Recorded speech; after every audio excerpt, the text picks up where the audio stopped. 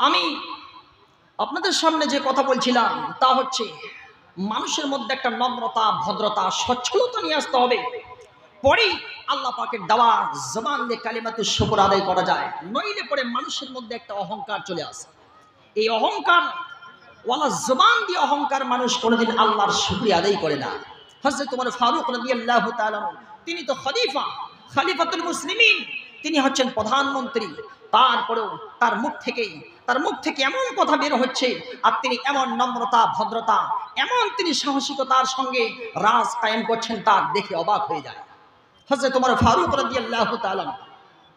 সুতরাং প্রিয় ভাইরা আমার, আমি সকলকে আহ্বান জানাবো যে মানুষ, আল্লাহ পাক তিনি আমাদেরকে মানুষ রূপে বানিয়েছেন। এই যে মানুষ যে আমরা এসেছি, যদি ঠিকভাবে পৃথিবীর বুকে চলাফেরা করতে চান, তাহলে সর্বপ্রথম যেটা ফার্স্ট লেভেল আমাদের হওয়া দরকার, তা হচ্ছে পৃথিবীর সমস্ত মানুষকে আমি দাওয়াত দিচ্ছি that I have a humble request that please everyone come back to the holy Quran. সকলেই কোরআনে কারিমের দিকে আসেন। যদি কোরআনে কারিমের দিকে চলে আসেন, তাহলে সমস্ত জিনিসের ঝামেলা সবকিছু মিটে যাবে।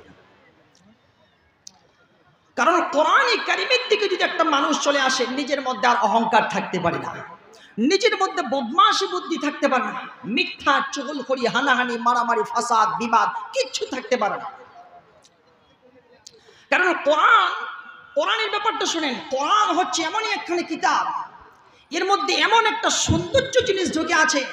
কোরআনের সৌন্দর্যই হচ্ছে এটা, that the beauty of the Quran that is that you can not change its message. কোরআনের সৌন্দর্য হচ্ছে এটা, the beauty of the Quran is that you cannot change its message, but its message can change you. কথাটা মনে রাখা।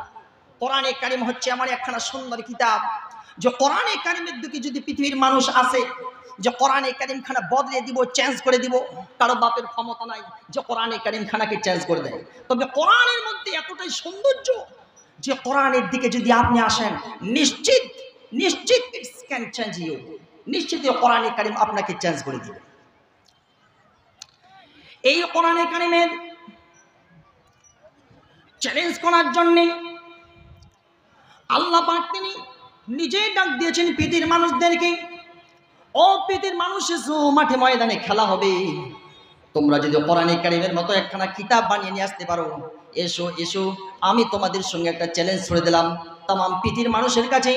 আল্লাহ পাক এমন একটা চ্যালেঞ্জ ছুড়ে দিলেন কোরআনে কারিমের মধ্যে। আল্লাহ রাব্বুল আলামিন তিনি বলেন, কুল ইনজি তামাআতিল ইনসু ওয়াল জিন্নু আলা আন ইয়াতু বিমিথলি হাদাল কুরআন। আল্লাহ পাক তিনি বলেন, হে নবী আপনি বলে দেন পৃথিবীর মানুষেরা ও জিনেরা সবাই এক জায়গায় হয়ে যায়।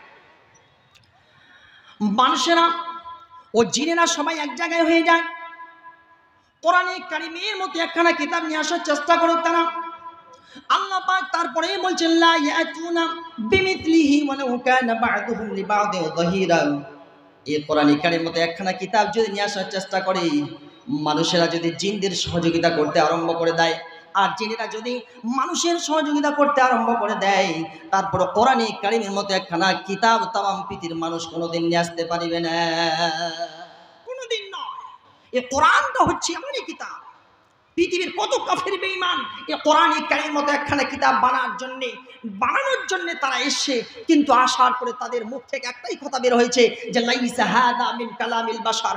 নিশ্চিত এই কোরআনে কারিম খানা কোনো মানুষের বানানো হতে পারে না, নিশ্চয়ই এটা হচ্ছে আল্লাহ পাক রব্বুল আলামিনের তরফ থেকে একখানা নাজিলকৃত কিতাব। অনেক পৃথিবীর মানুষ আছে, মানুষ এ কথা বলে যে আল্লাহ বলে কেউ নেই।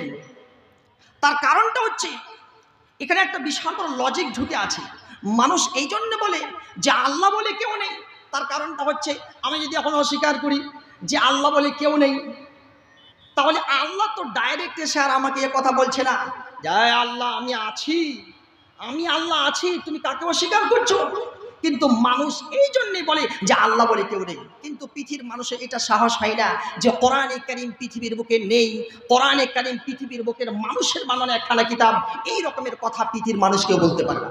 তার কারণটা হচ্ছে এটা, যদি এ কথা বলে দেয় আপনি যদি আমার সামনে কথা বলেন তাহলে তো আমি পাল্টে আপনাকে কথাই বলবো, তাহলে আপনি তো একটা মানুষ, কোরআন কারীমের মতো একখানা কিতাব তো আপনিও বানাতে পারেন। সুতরাং এই চ্যালেঞ্জের মোকাবেলা কেউ করতে পারে না। ভাইরে আমার, বন্ধুরে আমার, বিশ্বনবী মুহাম্মদুর রাসূলুল্লাহ এই কোরআনে কারীমের ফজিলত সম্পর্কে কত সুন্দর কথা বলেছেন।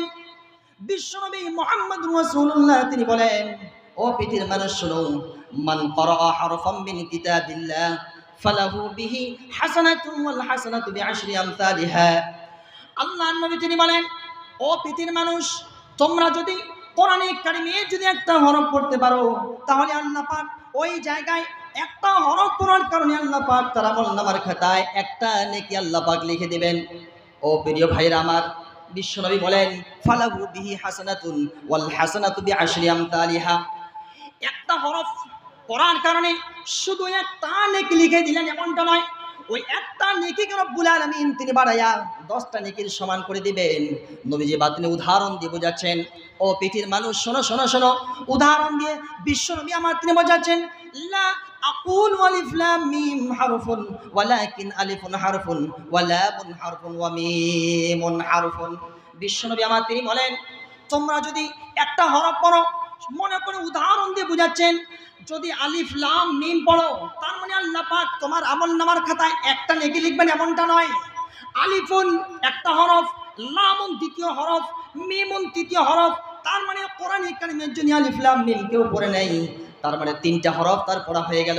আর 3টা হরফ পড়লে পরে তার আমলনামার খাতায় আল্লাহ পাক 30টা নেকি রব্বুল আলামিন তিনি লিখে দেবেন। জোরে বলেন সুবহানাল্লাহ। এই জন্য ছোট্ট সোনামণিরা আজকে থেকে কোরআন কারীম পড়ার জন্য মাদ্রাসায় আসবে। আমি যদি বলি এখন আতা গাছের তোতা পাখি, ডালিম গাছের মৌ, হিরো দাদার বড়বড়ি থান ঠাকুর দাদার বউ, আচ্ছা এখানে কারো দম আছে নাকি বলুন তো দেখি যে আল্লাহ পাক এই জায়গায় একটা নেকি লিখেছেন? লিখেছেন কি? না।